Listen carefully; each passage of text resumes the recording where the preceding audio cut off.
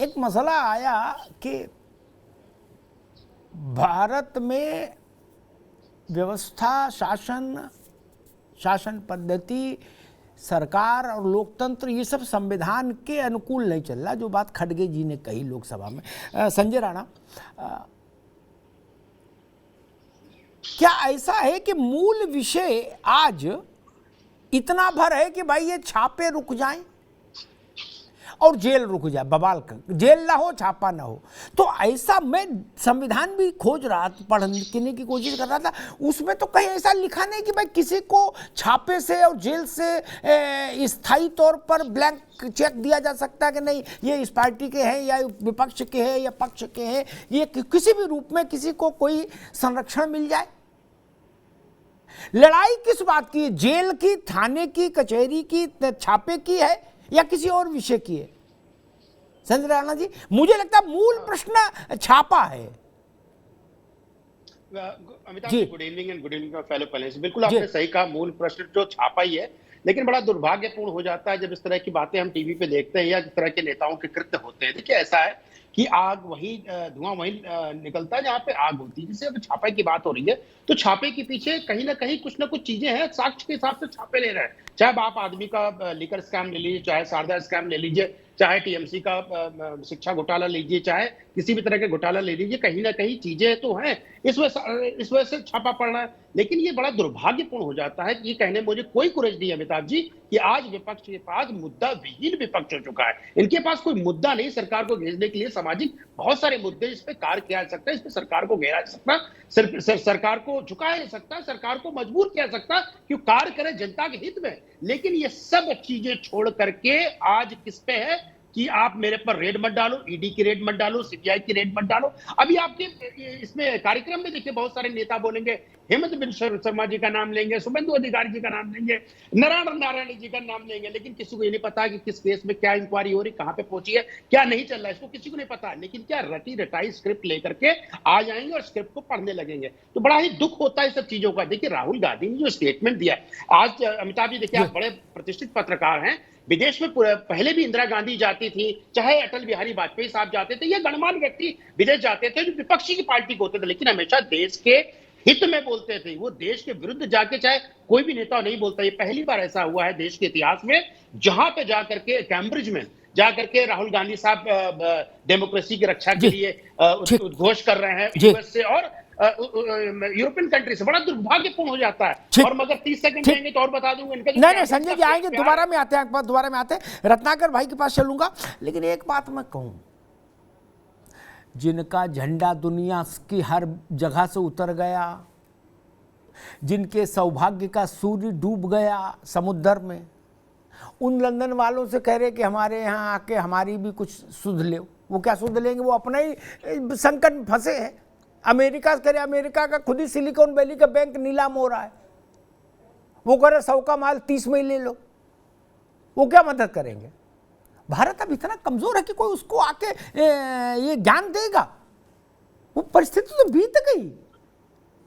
और इस बात की मैं प्रशंसा करूंगा, रत्नाकर जी बैठे हैं, इनको ये बात अच्छी लगेगी, शुरू वाली तो नहीं लगेगी, कि ये भारत जब गरीब था तब भी किसी का प्रवचन नहीं सुनता था। इंदिरा गांधी जब गेहूं भी हम बाहर से ले रहे थे पेट भरने के लिए, तब भी उन्होंने वियतनाम पॉलिसी पर अपनी राय रखी।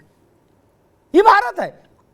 रत्नाकर जी, इसमें ये कहना जाके कि चाचा तुम भी आओ, फूफा तुम भी आओ, मौसा तुम भी आओ, ये क्या करेंगे? अमेरिका, यूरोपीय देश, ब्रिटेन, ये क्या कर लेगा भारत में? ये क्या करेगा? मतलब भारत के लोकतंत्र में ये क्या भूमिका निभाएंगे? देखिए अमिताभ जी, सबसे पहले मैं ये कहना चाहूंगा कि हम आगे बढ़ते हैं तो हो जाते हैं बदनाम, हम आगे बढ़ते हैं तो हो जाते हैं बदनाम, वो कत्ल भी करते हैं तो चर्चा नहीं होती। तो वस्तु स्थिति आज यही है। आज देख लीजिए, भारत देश में लोकतांत्रिक मूल्यों का किस प्रकार चीरहरण किया जा रहा है। लोकतंत्र को तार तार करने का काम भारतीय जनता पार्टी द्वारा किया जा रहा है।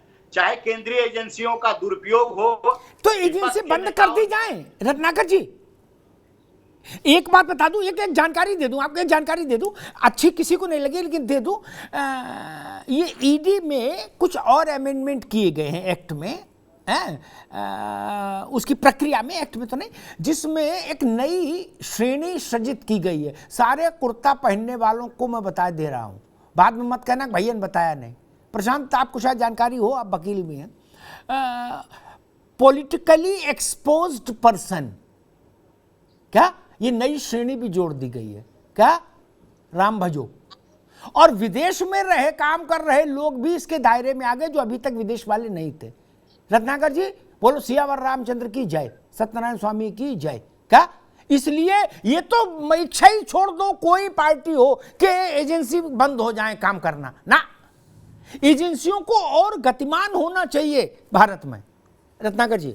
अमिताभ जी देखिए, आपकी बातों से मैं सहमत हूँ, एजेंसियों को गतिमान होना चाहिए। एजेंसियों को जो है देश में करप्शन जो है उस पर लगाम लगाने का काम करना चाहिए। जो क्राइम हो रहा है उसको पकड़ना चाहिए और जेल में डालना चाहिए। मैं आपकी बातों से पूर्णतया सहमत हूं। लेकिन मेरा एक प्रश्न ये है भारतीय जनता पार्टी से, और हमारे मित्र जो संजय राणा अभी कह रहे थे कि कोई मुद्दा ही नहीं है देश में, मेरा प्रश्न ये है कि आज जो केंद्रीय एजेंसियों का जो इस्तेमाल किया जा रहा है वो 4 गुना इस्तेमाल बढ़ गया है, और वह इस्तेमाल 95% सिर्फ विपक्ष के नेताओं के ऊपर क्यों किया जा रहा है। और विपक्ष के वो नेता जो इस सरकार की नीतियों के खिलाफ बोलते हैं, इस सरकार की कुनीतियों को उजागर करने का काम करते हैं, उनके ऊपर 95% जो है ईडी की कार्रवाई की जाती है।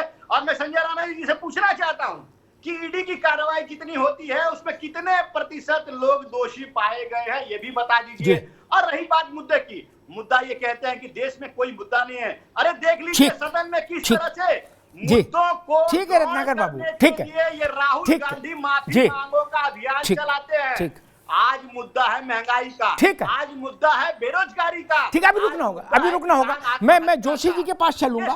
ठीक, अभी रत्नाकर सिंह को रोकिए। मुद्दों पे चर्चा नहीं करते हैं और माफी मांगो राहुल गांधी का नारा लगाते हैं। ठीक है, माफी मांगने की भी मांग कोई बुरी नहीं। माफी लोकतंत्र में माफी मांगने में कोई नाक की लड़ाई है क्या? गलती हो जाए तो मांग लेना चाहिए माफी, कोई नाक की लड़ाई है, कोई पहलवानी का है क्या?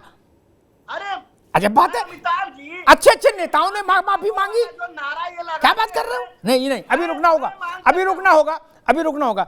भुवन भास्कर जोशी जी के पास चलता हूं। एक बात आई, मुझे लगा वो कह दूं ताकि बहस और संतुलित रहे, ज्यादा हल्ला गुल्ला नहीं हो, बहुत कम लोगों को जानकारी होगी, फैक्चुअल जानकारी दे दूं। जो मेरे जैसे आदमी का मूल वही रहा हमेशा, जब से पत्रकारिता में आया। क्या हमारी कमी ये है कि हमको सबकी कमियां पता हैं। जोशी जी, छत्तीसगढ़ में कांग्रेस की सरकार, ठीक, उन्होंने अपनी कोयला खदानें अडानी जी को दी। किसको दी? बोलो, अडानी, ठीक, जिनके नाम को लेके देश भर में बवाल। ठीक, अडानी से कोयला अब सरकार को मिल रहा है 1300 रुपया के आसपास का, क्या? और सरकारी एजेंसी वो दे रही थी 800 कुछ का। क्या 800 कुछ का छोड़ के 1300 वाला ले रहे हैं? बोलो सियावर रामचंद्र की जय। यहां क्या करेंगे? हम भाजपा और कांग्रेस थोड़ी ना है कि आप अब नारे लगाएंगे। हमको तो पता है कि सत्य कहां खड़ा है। जोशी जी, ये रिश्ता क्या कहलाता है? क्या बंद? एक बात, एक सेकंड सुन लीजिए फिर कहिए। एक बात और आई, रत्नाकर सिंह ने कही, और रत्नाकर सिंह से पहले ये बात और लोग भी कहते हैं कि कितने केस में सजा हुई। 302 के मामलों में भी सजा का प्रतिशत देश में कम है, 376 में भी सजा का प्रतिशत कम है। इंडियन पेनल कोड बंद खत्म कर दें, अदालतें बंद कर दें, बोले फ्री हो जा, बोले इतने में काय को इतना पैसा खर्च करें, केस में फैसला तो बहुत कम में आ पाता दोषी। भास्कर जी ऐसा कर दें, खुला छोड़ दें जाए देश में सबको। बोले जी जब पकड़ने के बाद मुकदमा में कुछ हो ही नहीं पाता है, जितने बाहुबली हैं उनके ऊपर 100 मुकदमे होते तो 99 में छूट जाते, तब एक में सजा हो पाती है। तो बंद कर दें सब काम भैया जोशी जी। देखिए अमिताभ जी, 2014 से पहले का मैं आज माननीय मोदी जी के भाषण को सुन पा रहा था, जब तत्कालीन कांग्रेस की सरकार थी। और उस भाषण में माननीय मोदी जी कह रहे थे, कि इनकम टैक्स, सीबीआई और ईडी ये केवल विपक्षियों को साधने का काम कर रही है और इनको जनता माफ नहीं कर पाएगी। और जिसपे आज आपने चर्चा चलाने का काम करा, उस विषय में भी मैं 3 देशों का नाम ले रहा हूं जिसमें माननीय प्रधानमंत्री जी ने सियोल, चाइना और यूरोप, जहां पर उन्होंने कहा कि भारत का व्यक्ति भारत में पैदा होने को अपना दुर्भाग्य समझता था। मेरे मित्र पे वो वीडियो भी है और मैं आपको इसके आपके जो चैनल वाले हैं उनको भेज भी दूंगा इसके बाद। तो वो आज एक डिबेट में मेरे साथ थे तो उन्होंने वो सुनाने का काम भी करा। तो आज परिभाषा कैसे बदल गई है जी। आज आप सत्ता में आ गए, 130 करोड़ की महान जनता ने आदरणीय मोदी जी पे विश्वास करा है और आज आप सरकार में हैं, आज यही काम आप कर रहे हैं। हालांकि मैं बहुत सारे नेताओं के नाम दे देता हूं जो कि मैं आपको बता भी चुका हूं, वॉशिंग मशीन में धुल जाते हैं और साफ हो जाते हैं, लेकिन उसमें मेरी ज्यादा रुचि नहीं है कहने में। 4 नाम केवल बताऊंगा, हेमंत बिस्वा, मुकुल राय, नारायण राणे, शुभेंदु अधिकारी। ये भारतीय जनता पार्टी की वॉशिंग मशीन और गंगा जल से पवित्र हो चुके हैं। और आज इनमें से एक हेमंत बिस्वा जी मुख्यमंत्री भी बन गए। बहुत अच्छा गंगा जल इनके पास है, थोड़ा हमारे घर भी भिजवा दीजिएगा, थोड़ा सभी पैनलिस्ट के घर भिजवा दीजिएगा, क्योंकि इनके पास ऐसा गंगा जल आविष्कार करा आदरणीय मोदी जी ने, अमित शाह जी ने। जी ठीक है जोशी साहब, ठीक है। मैं शायद 3-4 रोज पहले यही मसला शायद जोशी जी ही थे मेरे साथ, यही उठाया था, तब भी मैंने एक उत्तर दिया था। मुझे लगता है वो तथ्य सबको याद रखना चाहिए।